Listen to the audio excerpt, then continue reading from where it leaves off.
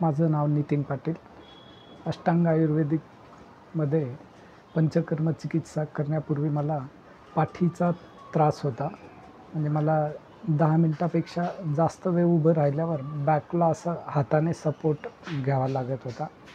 आणि तसंच जेव्हा असं अँक्झायटीमध्ये हात थरथर करायचे, तर त्याच्यासाठी मी इथे अष्टांग आयुर्वेदमध्ये पंचकर्म चिकित्सा ही घेतली. 5 दिवसाची पंचकर्मेची ट्रीटमेंट केलेली आहे.